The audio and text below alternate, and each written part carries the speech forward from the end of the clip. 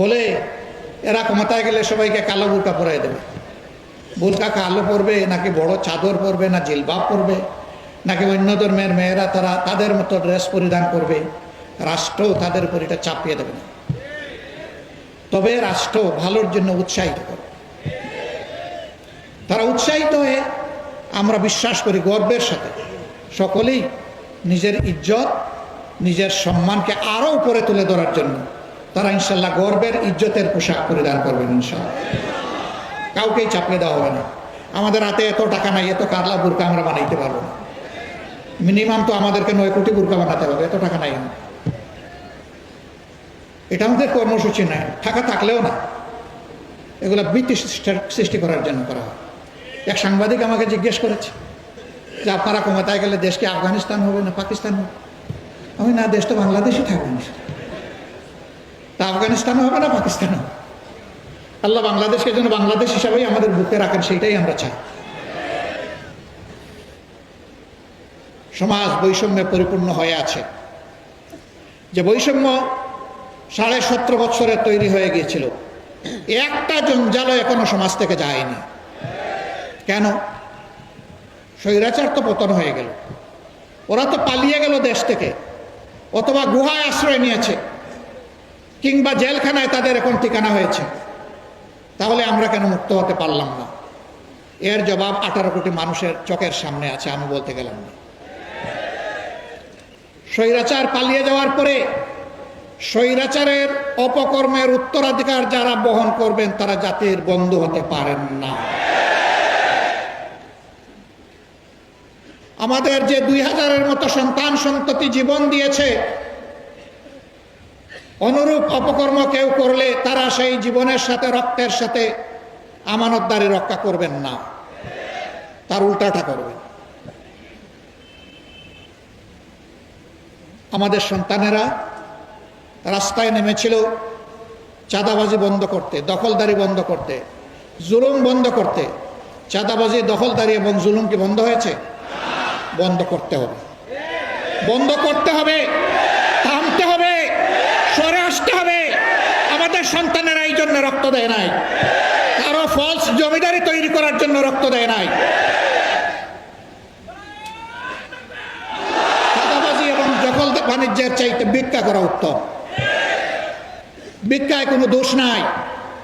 আপনি মানুষের কাছে চাইবেন, আল্লাহ মানুষের অন্তরে দয়া পয়দা করে দিবেন, মানুষ আপনার দিকে হাত বাড়িয়ে দিবে। ভিক্ষা করা না জায়েজ নয়। যদি কেউ লোভের বশবর্তী হয়ে ভিক্ষুক সাজে সেটা ভিন্ন, কিন্তু প্রয়োজনের তাগিদে যদি কোনো কাজ না পেয়ে, উপার্জনের কোনো ঠিকানা না পেয়ে কেউ যদি ভিক্ষা করে, এটা কোনো দোষের কাজ নয়। আমরা আমাদের কর্মীদেরকে বলেছিলাম, আমরা সবচেয়ে বড় মজলুম সংগঠন। আমাদের মতো কোনো দলের 1 থেকে 11 জন শীর্ষ নেতাকে স্বৈরাচারী সরকার খুন করে নাই। আমাদের শীর্ষ নেতৃবৃন্দকে খুন করেছে। আল্লাহ গুলাম আজম রাহিমাহুল্লাহ থেকে শুরু করে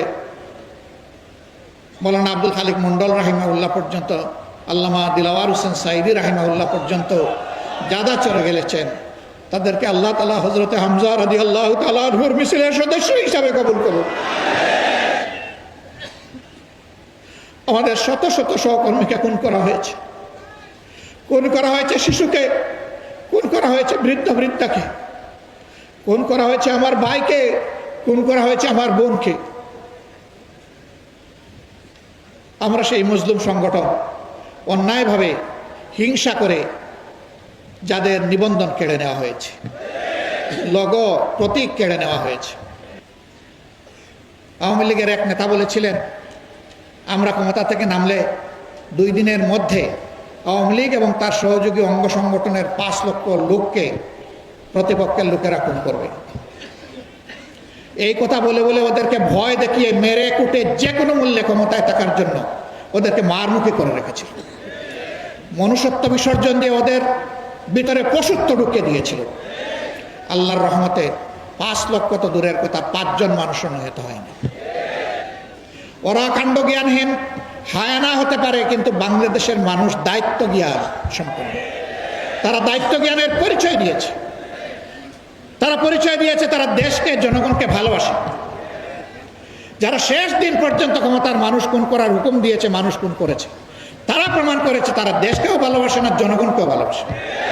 তারা শুধু গদিকে ভালোবাসে, লুটপাটকে ভালোবাসে, চুরি চামারিকে ভালোবাসে, দেশের সম্পদ বিদেশে ট্রান্সফার করাকে ভালোবাসে। তারা তাই প্রমাণ করেছে।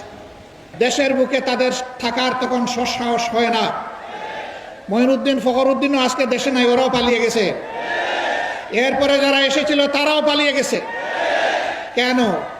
তারা না বলেছিল তাদের আমল বাংলাদেশের স্বর্ণযুগ, তাদের উন্নয়নের মহাসড়ক, তারা না বলেছিল বাংলাদেশ উন্নয়নের রোল মডেল, তারা না বলেছিল বাংলাদেশে আইনের শাসন কায়েম হয়েছে তাদের হাতে। তাহলে তাদেরকে পালাতে হলো কেন?